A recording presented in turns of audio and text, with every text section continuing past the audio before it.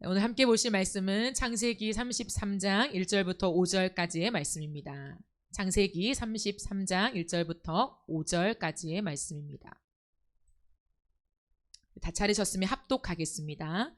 야곱이 눈을 들어 보니 에서가 400명의 장정을 거느리고 오고 있는지라 그의 자식들을 나누어 레아와 라헬과 두 여종에게 맡기고 여종들과 그들의 자식들은 앞에 두고 레아와 그의 자식들은 다음에 두고 라헬과 요셉은 뒤에 두고 자기는 그들 앞에서 나아가되 몸을 7번 땅에 굽히며 그의 형 에서에게서 가까이 가니 에서가 달려와서 그를 맞이하여 안고 목을 어긋 맞추어 그와 맞추고 서로 우니라. 에서가 눈을 들어 여인들과 자식들을 보고 묻되 너와 함께한 이들은 누구냐? 야곱이 이르되 하나님이 주의 종에게 은혜로 주신 자식들이니이다. 아멘. 네, 은혜로 살아가는 인생 시리즈 설교 마지막 시간입니다. 오늘은 내가 바뀌면 회복된다 라는 제목으로 하나님 말씀을 전하겠습니다. 우리는 1월 한 달 동안에 야곱의 인생을 살펴보았습니다. 야곱 이름의 뜻이 무엇인가요? 야곱, 발꿈치를 붙잡다라고 하는 뜻이죠. 야곱이 태어날 때 쌍둥이 형의 발꿈치를 붙잡고 태어났기 때문이죠. 근데 이 이름은 마치 야곱의 인생을 설명해 주는 듯합니다. 야곱의 인생을 설명하기에 가장 적절한, 가장 적합한 그런 뜻이 아닌가 생각해요. 야곱은 평생을 붙잡는 인생이 되었습니다. 평생 붙잡고 소유하기 위해서 아주 험악한 세월을 살아가는 사람이 야곱이죠. 그러나 야복 강가에서 야곱을 찾아오는 사람이 있죠. 바로 하나님의 현현이었죠. 야곱은 날이 새도록 하나님의 현현과 씨름하면서 그제서야 하나님을 강하게 붙잡게 됩니다. 밤새 씨름하는 그 사람을 절대로 보내주지 않고요. 자신의 남은 힘을 다해 붙잡고 사생 결단의 태도를 취하는 야곱 안에 사실은 하나님을 향한 갈망이 있었음을 우리가 지난주에 확인했죠. 야곱은 그날 전심전력을 다해서 하나님을 찾았어요. 자신의 인생을 다해서 찾고 찾은 것이 사실은 장자권도 아니었고 예쁜 아내도 아니었고 화목한 가정도 아니었고 많은 부유한 재산도 아닌 살아계신 하나님이라는 것을 깨닫게 되었습니다. 그래서 그날 멈출 줄 모르는 그 씨름 속에서 하나님은 야곱의 허벅지 관절을 끊어버리셨죠. 이건 상징적인 의미가 포함되어 있습니다. 지금까지 자아를 앞세우며 살아왔던 그 삶이 와장창 무너지게 된 거죠. 자신의 인생을 지탱했던 그 자아가 산산조각이 난 날, 바로 이 날입니다. 그런데 자신의 모든 것이 무너진 그때, 자신의 자아가 산산조각이 난 그때 비로소 자신이 평생 찾고 찾았던 하나님의 얼굴을 보게 되었어요. 그토록 붙잡았던 하나님을 얻게 되었다는 거죠. 우리의 자아가 무너질 때 하나님을 봅니다. 우리의 자아가 산산이 부서지는 그곳에서 하나님의 얼굴이 우리에게 비추게 되죠. 사실은 하나님이 야곱에게 붙잡혀 주신 거죠. 그렇죠? 야곱이 하나님을 붙잡고 씨름했지만, 그래서 이겼다고 했지만 사실은 하나님이 야곱에게 붙잡혀 주신 거였죠. 그러면서 하나님은 야곱에게 새로운 이름을 주십니다. 그 이름이 무엇입니까? 이스라엘이죠. 이스라엘, 여호와와 겨루어 이겼다라고 하는 뜻을 가진 새 이름을 주셨습니다. 이제 야곱은 완전히 바뀌었습니다. 야곱은 새 사람이 되었어요. 완전히 달라졌습니다. 더 이상 자아를 앞세우며 살아왔던 헛된 소유욕에 매여 살아가는 인생이 아니라요, 하나님의 은혜로 살아가는 인생이 되었습니다. 그렇다면 야곱은 구체적으로 어떻게 변화되었을까요? 오늘 저는 여러분과 함께 야곱의 인생 마지막을 살펴보면서 저와 여러분에게도 완전한 변화와 회복이 있는 시간이 되기를 주님의 이름으로 축복합니다. 은혜로 살아가는 인생 야곱의 변화는요, 이기심을 버리고 전심을 쏟는 태도입니다. 오늘 보면 1절 말씀을 보시면요, 야곱이 눈을 들어보니 에서가 400명의 장정을 거느리고 오고 있는지라 라고 말씀합니다. 야곱은 이제 눈을 들어 앞을 봅니다. 에서가 정말 종의 말처럼 400명의 군사를 거느리고 오고 있어요. 야곱은 지금 상태가 별로 좋지 않습니다.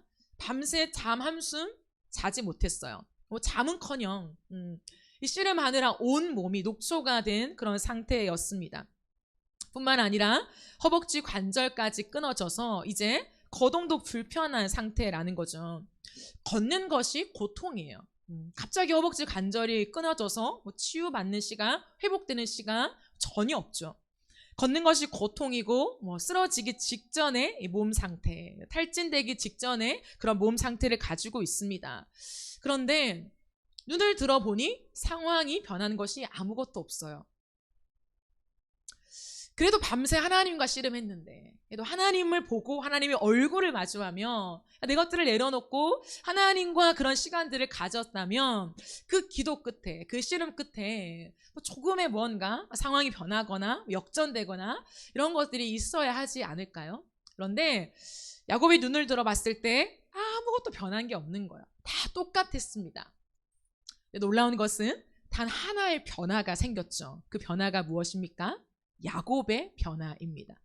상황이 변한 것이 아니라 야곱이 변했어요. 에서가 변한 것이 아니라 야곱이 변했습니다.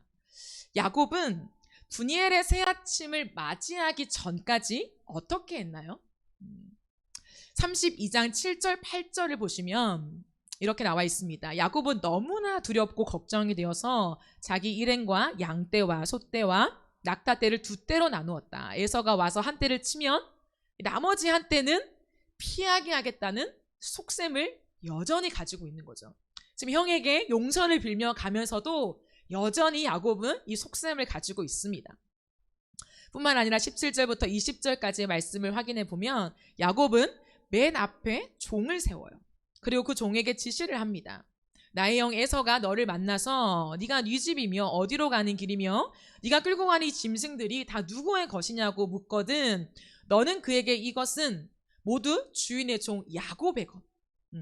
에서를 주인이라고 일컫게 만들죠. 야곱의 것인데 야곱이 그 형님 에서께 드리는 선물입니다. 야곱은 우리 뒤에 옵니다. 이 말을 하라는 거죠. 야곱이 강조하고 있어요. 야곱은 뒤에 오고 있습니다. 19절에도 야곱은 둘째 떼를 몰고 떠나는 종과 셋째 떼를 몰고 떠나는 종과 나머지 떼를 몰고 떠나는 종들에게도 똑같은 말로 지시해요. 너희는 에서 형님을 만나거든 그에게 똑같이 말하라. 그리고 주인의 종 야곱은 우리 뒤에 옵니다. 하고 말하는 것을 잊지 않도록 신신당부를 시킵니다. 왜냐하면 자기가 미리 여러 차례 보낸 선물들이 그 형 에서의 분노를 서서히 풀어주고 마침내 서로 만날 때에는 형이 자기를 반가이 맞아주리라고 생각했기 때문이죠. 이 선물로 형의 마음을 누그러뜨릴 수 있다라고 생각한 거예요. 그리고 나서 좀 누그러뜨리고 나면 내가 만나야지라고 생각한 거죠. 무엇입니까? 야곱은요, 형에게 용서를 구할 마음보다 자신의 손실을 최소화하려는 마음이 훨씬 지배적이었어요. 형에게 지금 용서를 구하는 길이잖아요. 그러나 그 마음보다는 자기가 더 중요했어요. 20년 만에 만나는 형이에요. 그동안 자기 때문에 받았을 상처와 분노와 부모와의 깨어진 관계, 그런 것들을 헤아리는 형의 마음은 안중에도 없습니다. 여전히 자신의 것을 생각하는 이기심이 가득했다라는 거죠. 여러분, 이런 사람들이 있습니다. 저는 어떠한 두 그룹 사이에서 중재를 해본 때가 있었어요. 어떠한 편의 상대에게 정말 엄청난 잘못을 해서요, 용서를 구하는 그 자리에 제가 함께 갔던 적이 있습니다. 그런데요, 분명히 이제 A가 잘못했고 이제 B 그룹은 이제 A 그룹에게서 사과를 받는 그런 자리예요. 그런데요, 그 사과를 받고 용서를 구하는 그 자리에서 상당 부분에서 용서를 구하는 사람이 용서를 구하면서 자신을 봐달라고 하는 거죠. 용서를 구하는 그 상대, 자신이 피해를 입힌 그 상대의 마음을 존중하고 아파하며 사과하는 것이 아니라 상당 부분 미안해, 잘못했어 라고 하면서 날 좀 봐주면 안 되겠니? 나를 봐주는 게 더 중요한 것으로 그 시간들을 끌고 갈 때 결국에는요, 입으로는 사과를 했죠. 하지만 사과를 받는 사람은 전혀 용서가 되지 않은 채 그 자리를 떠나게 되었습니다. 그런 거죠. 사과를 하고 용서를 구해도요, 이기적인 나 중심적으로 생각하는 거죠. 내가 제일 중요한 거죠. 그래서요, 그 용서는 뒤틀려진 용서로 끝이 나고 맙니다. 이기심은 이토록 극악하고요, 상대방에게 제2차, 3차의 피해를 입힐 수도 있는 거죠. 여러분, 이기심은 참 악합니다. 이기심이 가득한 사람은요, 상대가 항상 나를 공격한다고 생각해요. 그래서 피해의식이 아주 강합니다. 자기 방어를 잘하죠. 상대에게 마음을 잘 주지 않습니다. 왜냐하면 자기 패를 다 보이는 것 같아서요. 자신을 웬만하면 잘 노출시키지 않아요. 가면을 쓰는 것이 너무 익숙해져 있죠. 이기심은 시선이 항상 나를 향해 있어요. 나.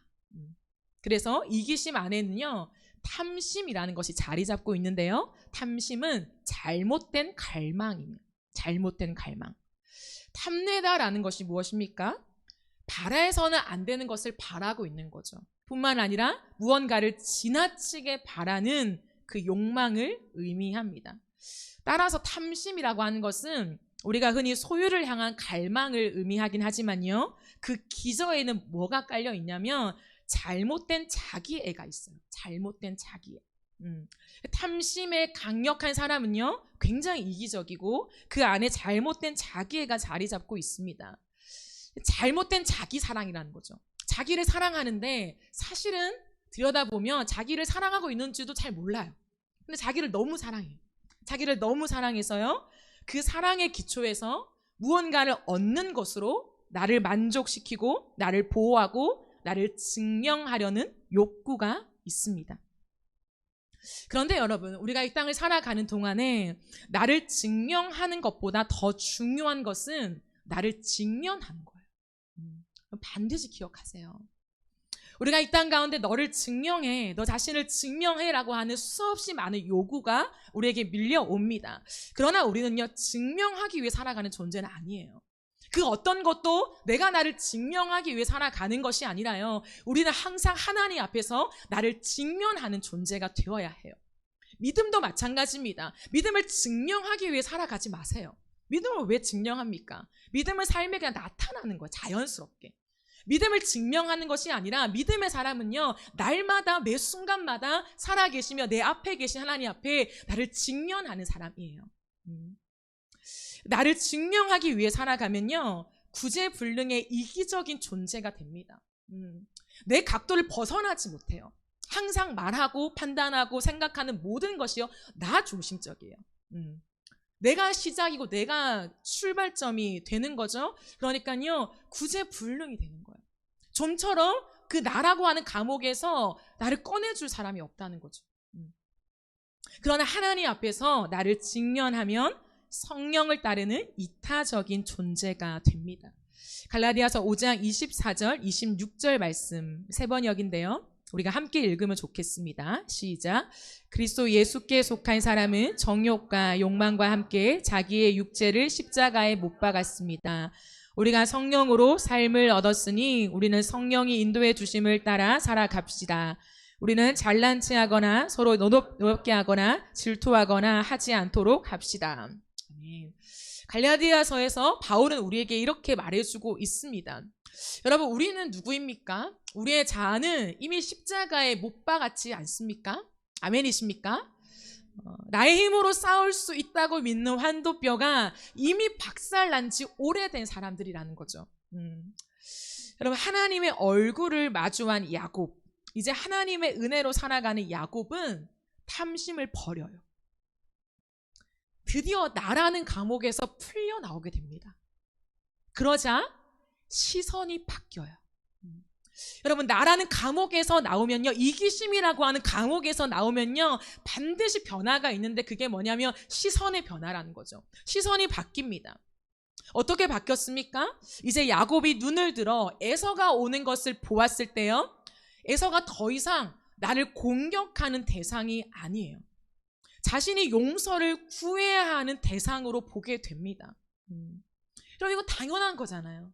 당연한 거지만 이기심에 뒤틀린 자기의 가운데 갇혀있는 사람은요, 자기가 용서를 구해야 하는 대상도 나를 공격하는 대상으로 보게 되죠. 이제 이것이 바뀌어집니다. 뿐만 아니라 나와 내 소유, 내 사람들을 지켜야 하는 상황으로 보지 않고요, 내가 죽어야 하는 상황으로 이해하게 돼요. 내가 죽어야 끝난다라고 하는 것을, 내가 죽어야 된다라고 하는 것을 깨닫게 된다는 것이죠. 오늘 본문 1절, 2절, 3절을 한 번 더 확인하겠습니다. 그의 자식들을 나누어 레아와 라헬과 두 여종에게 맡기고 여종들과 그들의 자식들은 앞에 두고 레아와 그의 자식들은 다음에 두고 라헬과 요셉은 뒤에 두고 자기는 그들 앞에서 나아가되 몸을 7번 땅에 굽히며 그의 영 에서에게 어떻게 해요? 가까이 가니. 야곱은 원래 어디에 있었습니까? 맨 뒤에요. 맨 뒤에요. 그 많은 자신의 사람들과 재물을 다 앞세우고 야곱은 맨 뒤에 있었습니다. 그런데요, 이제 그들 앞으로 나아가기 시작합니다. 그것도 맨 앞에 서요. 종들보다도 맨 앞에 섭니다. 이것은 참으로 놀라운 변화예요. 너무나 놀라운 변화입니다. 그리고 야곱은요, 몸을 7번 땅에 굽히며 그의 영 에서에게로 가까이 가요. 여러분, 야곱은 허벅지 관절이 끊어졌죠. 분명 다리를 절었고요, 걷는 것조차 힘들었습니다. 앉았다 일어났다 하는 것은요, 고통을 감수하는 거라는 거죠. 여러분, 무릎을 다쳐보셨습니까? 무릎 하나 조금 어긋나도요, 앉았다 일어났다 하는 건 고통이에요. 그런데요, 허벅지 관절이 완전히 끊어져 버렸다고요. 완전히. 내 몸을 지탱하는 관절이 완전히 끊어진 상태에서 내 몸을 완전히 바닥에 엎드려서 절을 한다라고 하는 것은요, 엄청난 고통인 거죠. 그런데요, 완전히 바닥에 엎드려져요. 그리고 이 바닥에 엎드려지는 게 그냥 단순히 엎드려지는 게 아니라 엎드려졌을 때 이마와 코가 땅에 닿아요. 이것은 당시에 낮은 자가 높은 자에게 인사하는 방법들이었거든요. 이렇게 한 걸음 한 걸음을 가면서요, 7번씩이나 절을 하며 가까이 나아갑니다. 여러분, 왜 야곱은 이 수없이 몰려오는 고통을 감수하면서까지 자신의 몸을 낮추고 이마와 코를 바닥에 대면서 다시 일어나서 그 7번을 반복하면서 점점 에서 앞으로 다가갔을까요? 왜 이런 태도를 취하고 있는 것일까요? 여기에는 아주 중요한 것이 있습니다. 이 태도 안에 무엇이 있냐면 야곱의 전심이 있는 거예요. 야곱은 지금 전심을 다해서 형 에서 앞으로 가까이 가고 있는 것입니다. 그럼 고대 근동 문헌에서는 종속된 자가 군주에게 7번 절하는 것이 일상화되어 있었어요. 야곱은 지금 에서를 만나러 가면서 형이잖아요. 근데 형을 만나러 가면서 마치 종속된 자가 군주를 맞이하러 가듯이 예우를 갖추고 있다는 거죠. 이 태도에는 나의 생명이 당신께 속해 있습니다 라고 하는 의미가 포함되어 있어요.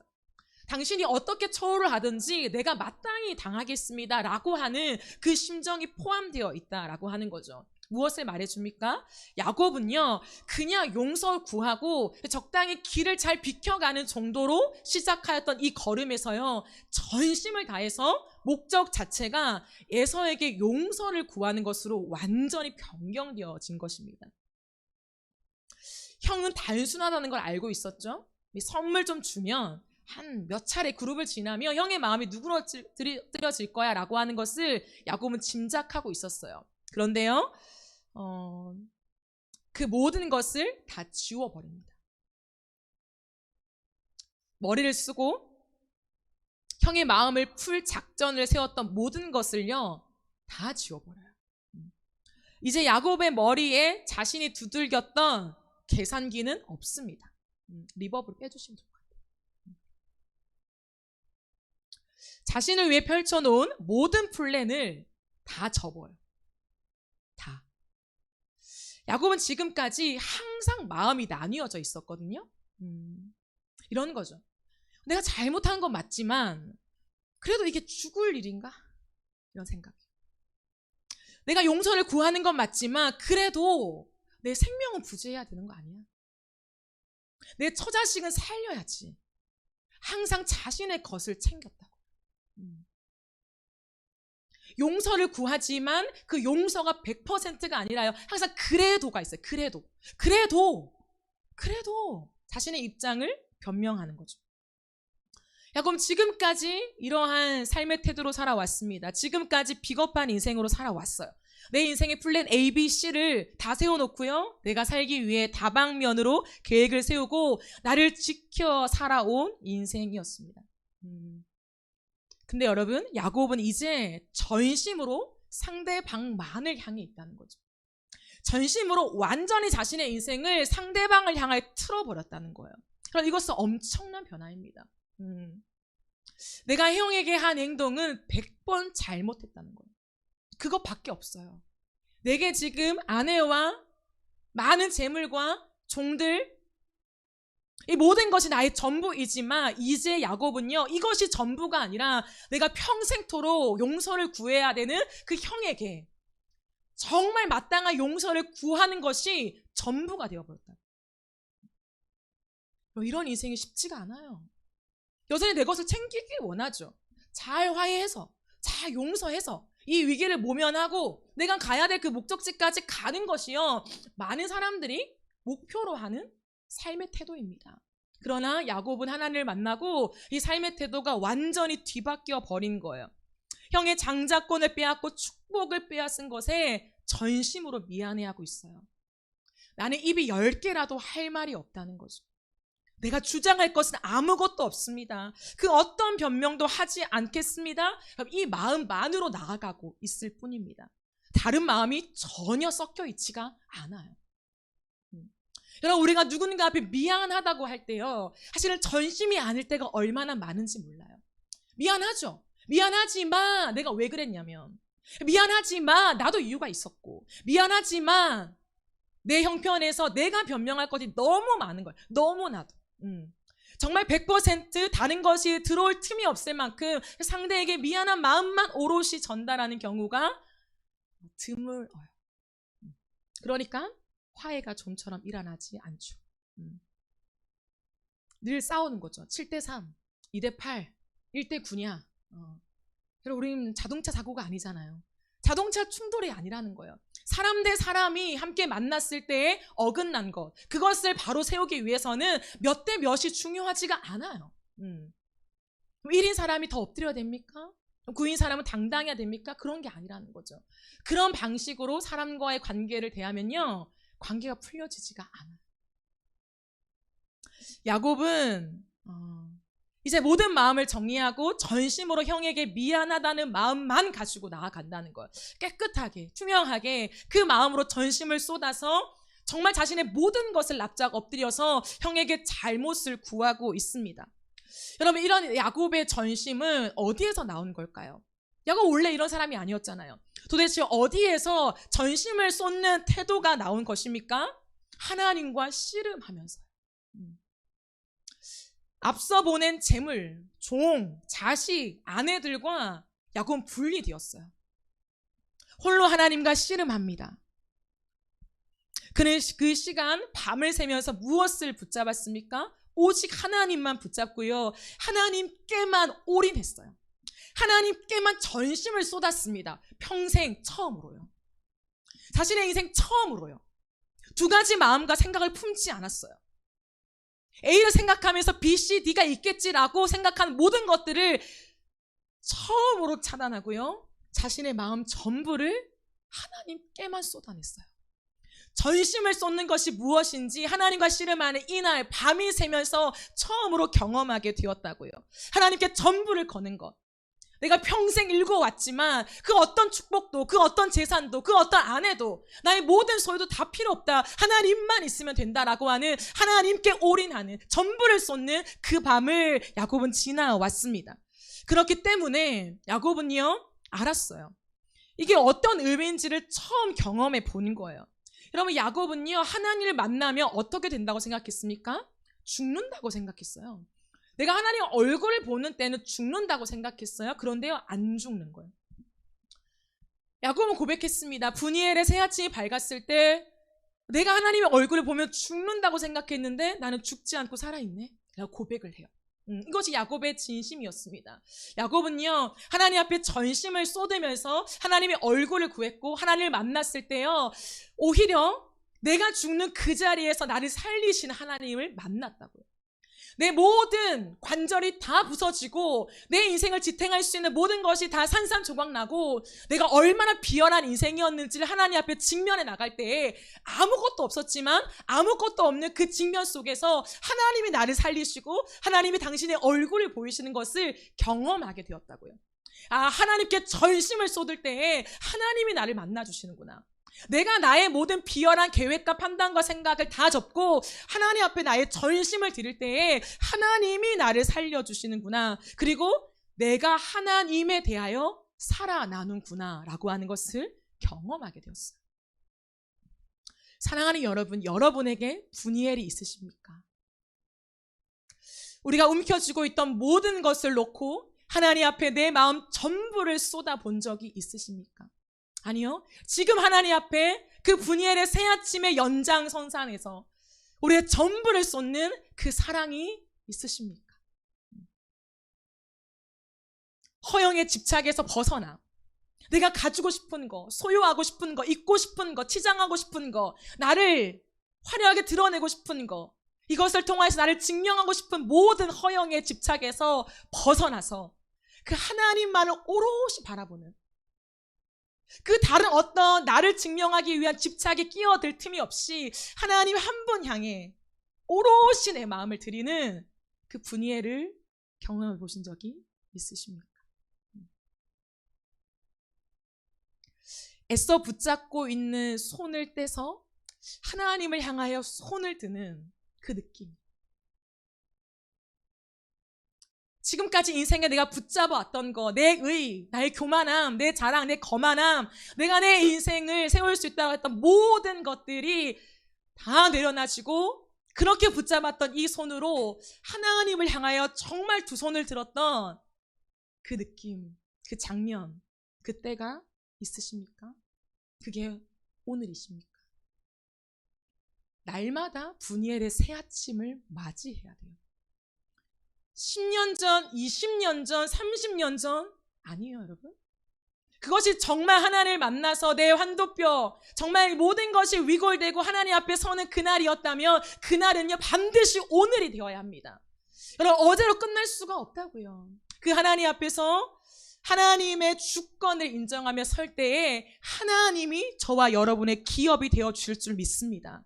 그 기업 되시는 게 무엇인지를 경험해 봐야 돼요, 여러분.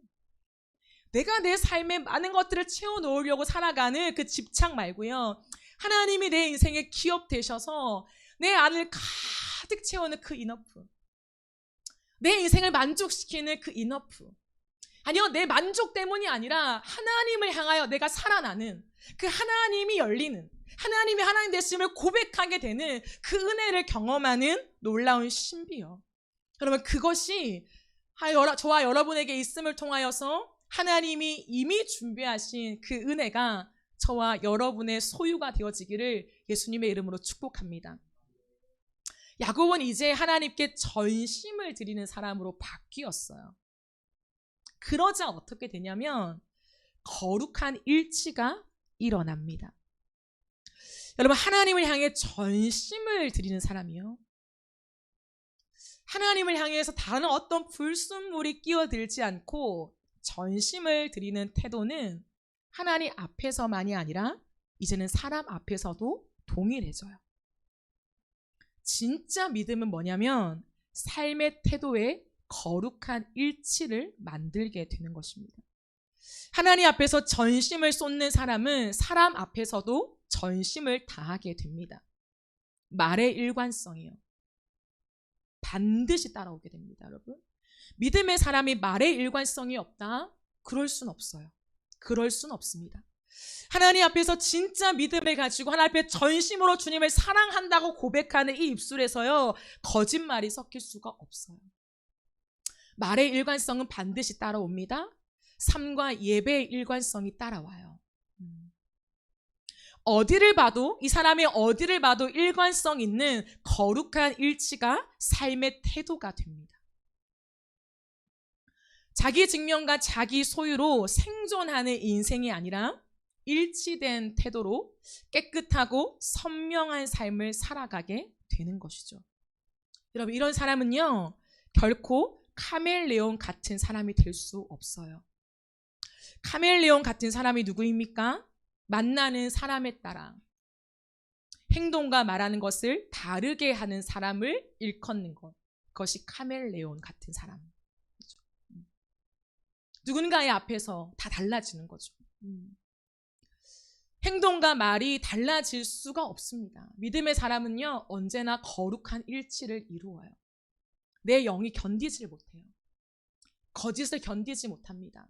하나님 앞에서 죽을 것 같은 불편함을 가져요. 적당한 불편함 아니에요. 그냥 좀 마음이 찝찝하네. 내가 또 오늘 이렇게 앞과 뒤가 달랐네. 이 정도가 아니에요, 여러분.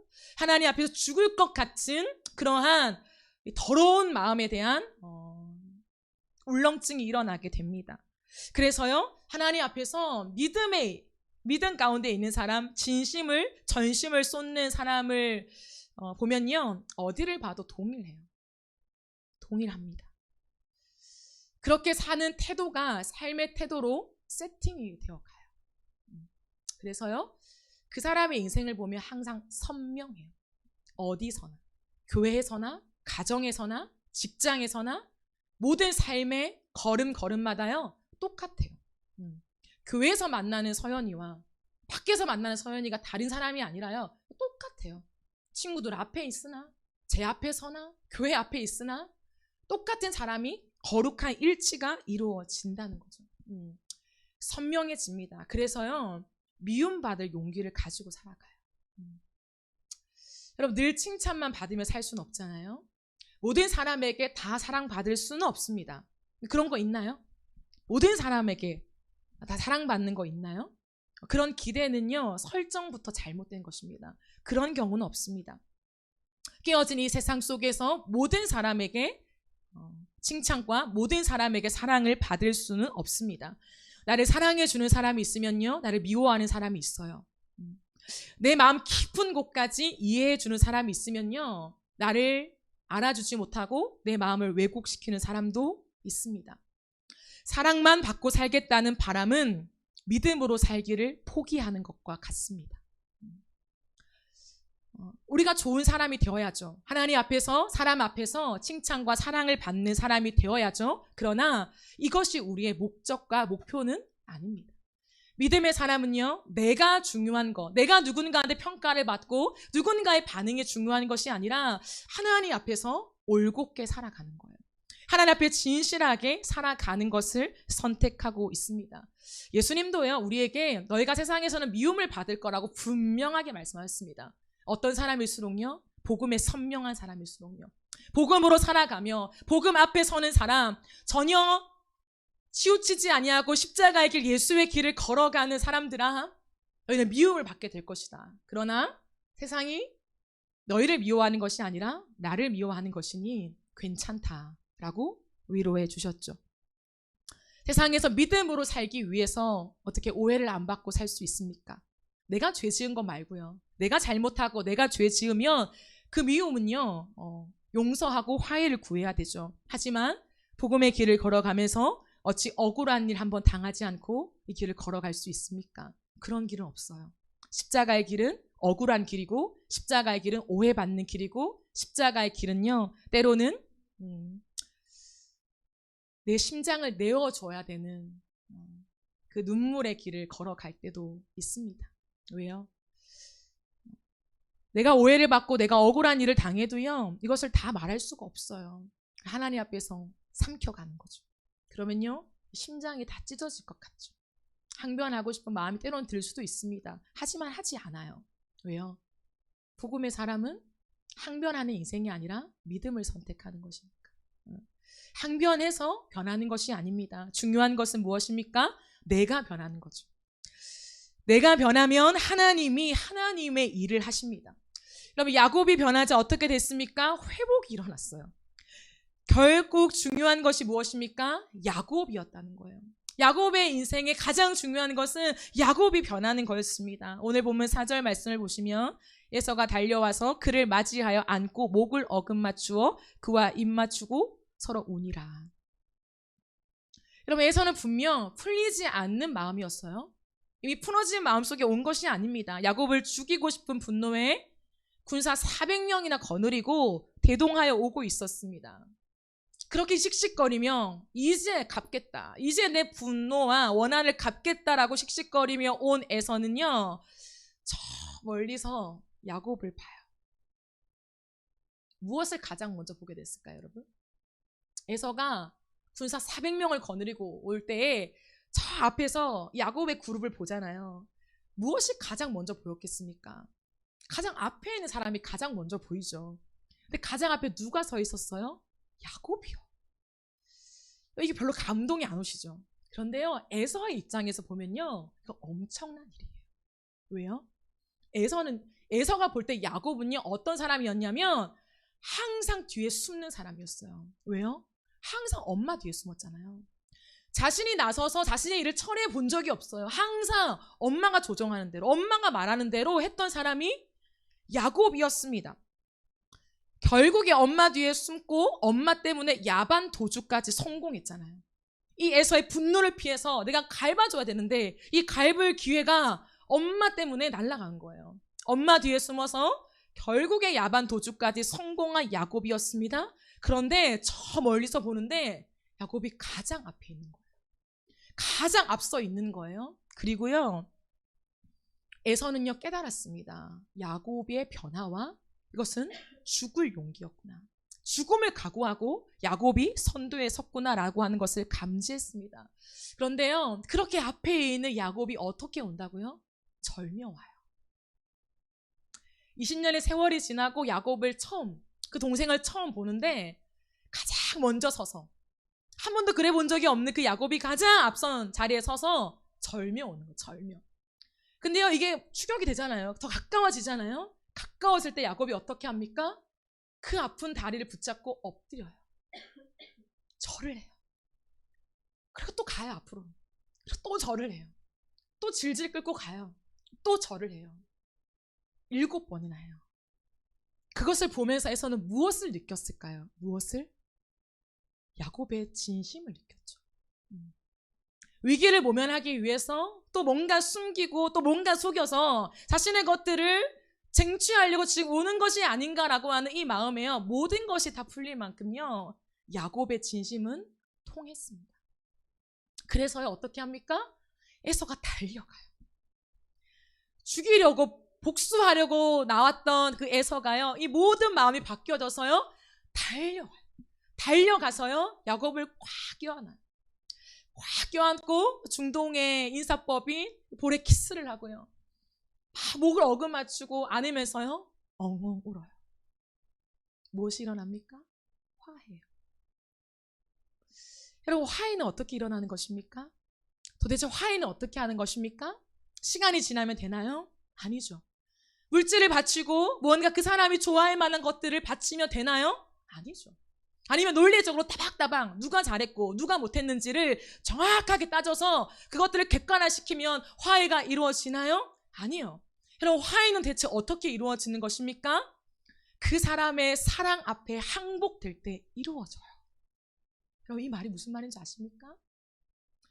나를 향해서 미안하다고 고백하는 그 사람의 진심에 사랑이 담겨 있음을 확인하게 될 때요, 그 사랑 앞에요, 내가 항복하게 되면서 화해하게 되는 거예요. 이게 하나님이 가르쳐 주신 화해법입니다. 누군가 앞에서 다른 어떤 것이 아니라 이 사람이 내가 화해할 때, 손을 내밀 때 화해를 받아줄까 안 받아줄까, 이 사람이 나의 진심을 오롯이 받아줄까 아니면 왜곡시킬까, 지금까지 내 과오를 또 왜곡시켜서 나의 이 마음까지도 빈정상하게 만들지 않을까, 어떻게 될까, 이 마음으로는요 화해를 못해요. 이 마음을 가지고 있으면요 화해가 안 이루어져요. 그런데요 사람은 하나님이 디자인하신 영적인 존재이기 때문에 무엇을 아냐면요 진심을 알아요. 진심을 넘어선 전심을 압니다. 여러분 전심은요 말로 하는 게 아니에요. 느껴지는 거지. 나의 타고난 말로 이렇게 해서 미안하고요, 잘못했고요, 죄송합니다 라고요, 죄송해요 100번 1000번을 말해도요 그게 와닿지 않아요.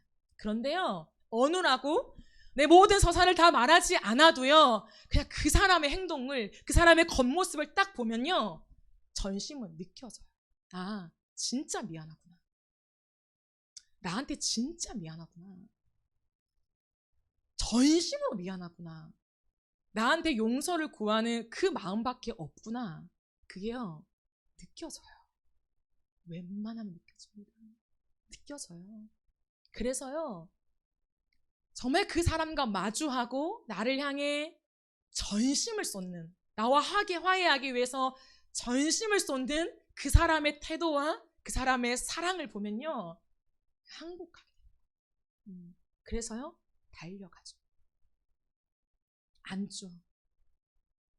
별말이 안 해요. 과거 얘기를 한마디도 안 해요. 너가 어떻게 그때 그랬냐, 장자권을 왜 빼앗았냐, 그러니까 너가 이렇게 왔지, 그런 얘기 한마디도 안 해요. 그냥요 화해가 이루어져요. 이게요 하나님의 화해법이에요. 하나님의 화해법. 하나님이 우리의 인생에 찾아오셨을 때 네가 어떠한 과오를 저질렀냐, 몇 대 몇이 나눠보자. 그때 너가 잘못한 그 죄가 누구 때문인지 나눠보자. 한마디도 안 하시잖아요. 우리의 어떤 서면을 받으시는 게 아니에요. 잘 써왔어? 내가 한번 확인해보고 널 용서할지 말지 내가 결정하겠다. 하지 않아요. 하나님이 언제 우리를 용서하십니까? 언제 우리를 받아주세요, 여러분? 내 모든 전심을 예수 그리스도께 다 싣고 예수 그리스도 때문에 내가 하나님께 용서를 받을 수 있다는 것을 믿는 믿음 앞에 정말 내가 죄송한데요, 예수님께 나의 모든 죄를 다 뒤집어 씌웁니다. 내가 정말 잘못했고 하나님과 화해하고 싶습니다 라고 하는 전심을 쏟을 때 하나님의 용서와 화해가 우리의 인생 가운데 임하는 거예요. 그냥 적당히 하나님 잘못했고요, 용서해 주세요. 하나님은 전심이 무엇인지를 아십니다. 저는 몰라요. 서로는 모르죠. 아무도 모릅니다. 그런데 하나님은 정확하게 아신다고요. 하나님 앞에 우리가 전심으로 나와왔는지 아니면 부분적인 마음을 드리고 있는지를 너무나 잘 아세요.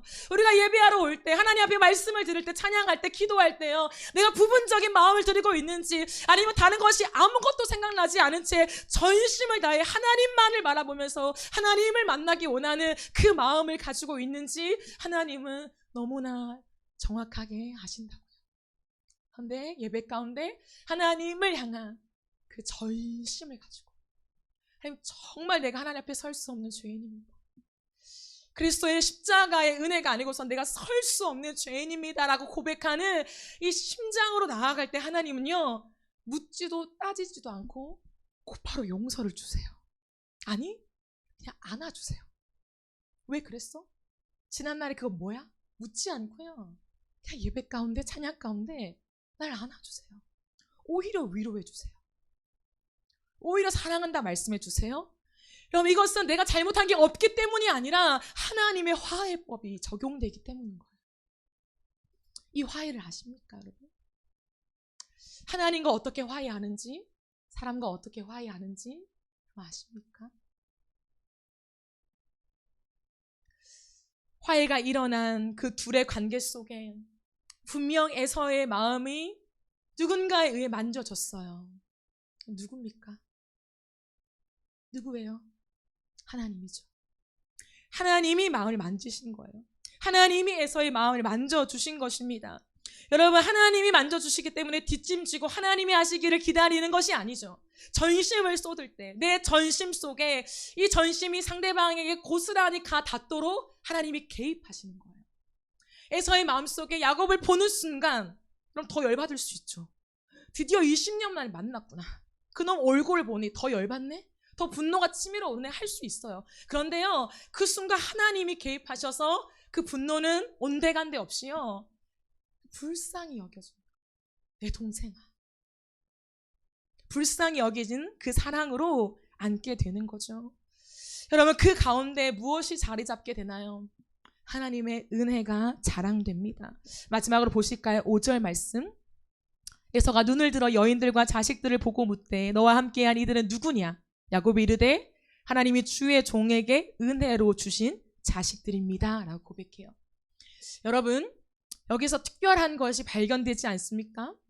야곱은요, 축복이라고 말하지 않아요.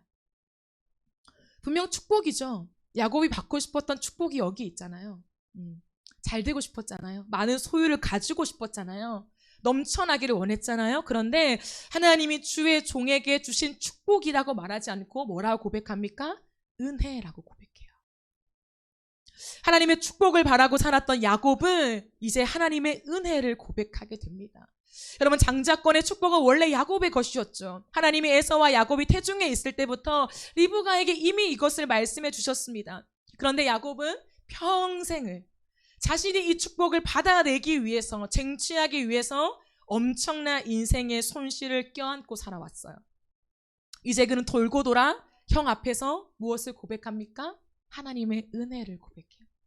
이것은 나의 공로로 내가 쟁취해서 내가 형을 밀쳐내고 빼앗아서 얻은 것이 아니라 하나님의 은혜입니다.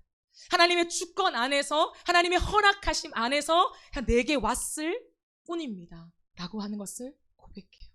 그래서 이것을 누구에게 주려고 했습니까? 에서에게. 결국 중요한 것은 무엇입니까? 내가 변하는 거예요. 내가 변하는 거, 내가 바뀌면 회복은 일어납니다. 하나님이 지금까지 누구를 추격해 오셨습니까? 야곱이요. 야곱 한 사람의 인생을 추격해 오셨습니다. 그 한 사람을 바꾸기 위해서 여기까지 오신 하나님이십니다. 여러분, 우리에게도 전심을 쏟으시는 하나님이 계십니다. 우리의 인생을 추격해 오시는 하나님이 있다고요. 야곱의 인생을 바꾸기 위해서, 야곱의 인생을 변화시키기 위해서 지금까지 추격해 오신 것처럼 저와 여러분의 인생을 추격하시는 하나님을 만나시기를 축복합니다. 그 주님을 만나면요, 나에게 전심을 쏟아, 모든 인생의 길목길목마다 하나님이 전심을 쏟으며 나를 바라보심이 느껴져요. 돌아보니 하나님의 손길이 안 미친 것이 하나도 없어요. 나는 하나님이 언제 날 사랑했습니까? 언제 날 만나주기나 했어요? 하나님의 은혜가 어디 있습니까? 라고 내 마음대로 살아갈 때가 너무 많죠. 하나님을 못 믿어하며, 하나님을 신뢰하지 못하며, 하나님이 들어주시겠어? 내 인생을 챙겨주시겠어? 내가 챙겨야지. 일단 내 힘이 있고 내 능력도 주셨으니 이 달란트로 내가 해야지 라고 했던 모든 불신앙 속에도 하나님이 계셨음을 깨닫게 돼요. 그래서요, 나에게 전심을 쏟아주신 그 하나님의 은혜에 한량이 없어서 나도 전심을 쏟게 되는 거예요. 머리를 굴리지 않고 계산하지 않고 그저 그 하나님 한 분을 향해서 내 전심을 쏟고 올인하게 되는 것입니다. 그러면 너무나 놀랍게도 하나님은 우리에게 그 주님을 닮은 성품을 선물로 주세요. 그 일관된 성품, 사람과 하나님에게 동일한 그 전심을 쏟게 하는 성품을 우리에게 주십니다. 그래서요, 그 사랑으로 살게 하세요. 그러면 내가 그 사람에게 전심을 쏟을 때 그 사람이 내 사랑 앞에 항복하게 되는 일들을 경험케 하십니다. 이거 정말 놀라운 거거든요. 신실하게, 성실하게 그저 사랑하며 그 자리를 지킬 때 하나님이 오해를 풀어주세요. 이것을 경험해 보셔야 돼요, 여러분. 내가 막 나서서 오해를 풀려고 하거나 아니면 딱 단절하고 넌 너길, 난 나길 가야지가 아니라요, 신실하게 우직하니 하나님만 바라보고 하나님께만 내 전심을 쏟고 그 길을 가다 보면요, 그 사랑 앞에 많은 사람들이 항복하고 돌아와요. 그래서요, 용서를 구해요. 잘못했다고 말해요. 그때 이것이 실수였다고 사죄해요. 그러면서 은혜로 사는 인생으로 우리의 인생을 끌고 가시죠. 사랑하는 여러분, 사람들의 비위를 맞추며 살지 마십시오. 이 땅 가운데 살아가시면서 사람들의 반응에 너무 연연해하지 마십시오. 사람들의 시선에 내 시선을 맞추려고 너무 애쓰지 마십시오. 하나님 한 분께만 전심을 쏟으십시오. 하나님 한 분께만 시선을 드리십시오. 하나님 한 분께만 우리의 인생을 고정하고 그냥 그 길만 가십시오. 그냥 내 인생에는 한 길밖에 없다. 하나님 앞에서 한 길밖에 없다라고 고백해 보십시오. 저는 인생을 그렇게 살아요. 한 길 가는 나그네라고 하는 닉네임으로 거의 20년을 살아왔습니다. 10대 때부터 하나님 앞에서 하나님, 저는 하나님께만 내 마음을 쏟습니다. 한 길 갑니다. 라고 하는 그 하나님의 은혜에 대한 반응으로 살아왔고, 그 어떤 순간에도 함부로 입을 열지 않고 입을 닫으며 하나님의 때를 우직하게 기다리는 연습을 지금까지 하고 있습니다.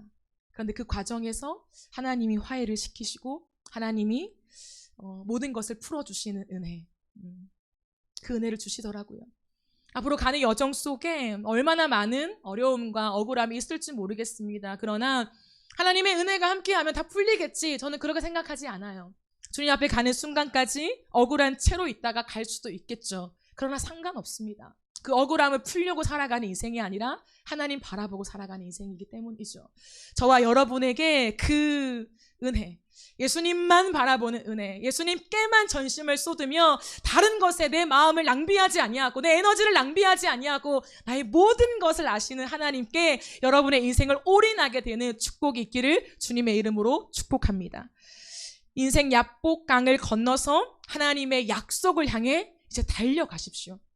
그럼 더 이상 주저하는 인생이 아니라 하나님의 약속을 바라보고 전심전력하여 달려가는 인생이 되십시오. 영적 베델이 어디입니까? 하나님이 여러분들을 예배자로 부르신 그 영적 베델이 어디예요? 그 자리까지 가야 한다고요. 용서와 화해와 이 모든 치유를 넘어서서 하나님이 우리를 부르시는 그 예배의 자리로 달려가야 합니다. 그리고 그 자리에서 다시 한번 엘 베델, 나의 하나님, 나를 여기까지 인도하신 그 주님을 찬양하며 예배자로 살아가는 저와 여러분의 인생, 오직 하나님의 은혜에 붙잡혀 은혜로 살아가는 인생 되어지기를 주님의 이름으로 축복합니다. 함께 찬양하며 기도하겠습니다.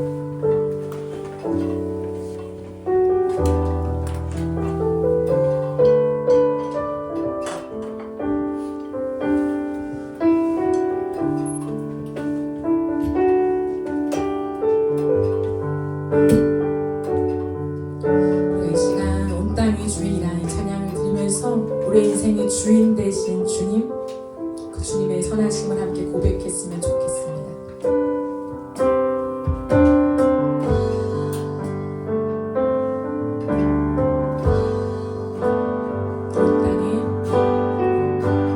온 땅에 주인 되신 주님이 내 이름 아시며 상한 맘 돌보네.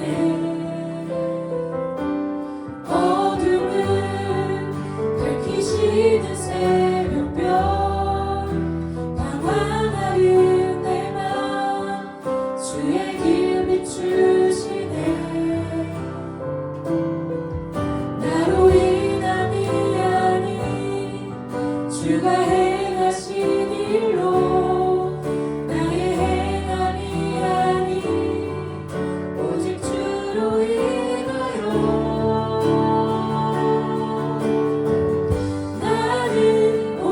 피었다 지는 이름 없는 꽃과 같네.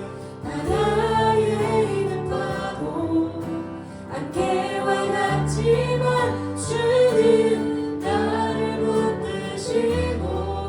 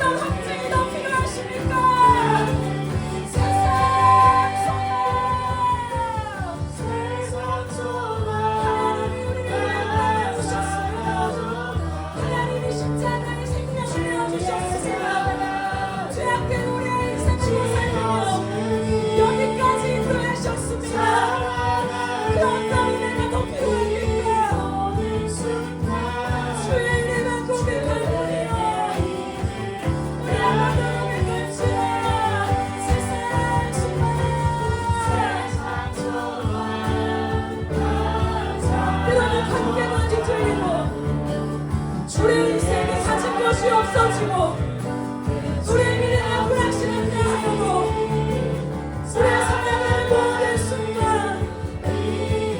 하나님이 우리를 붙잡고 있기에 이것이 은혜입니다. 우리 마지막으로 고백합시다. 세상 소망 다 사라져가도 주의 사랑은 끝이 없으니 살아가는 이 모든 순간 은혜임을 나를 믿네. 나를 믿으십시오.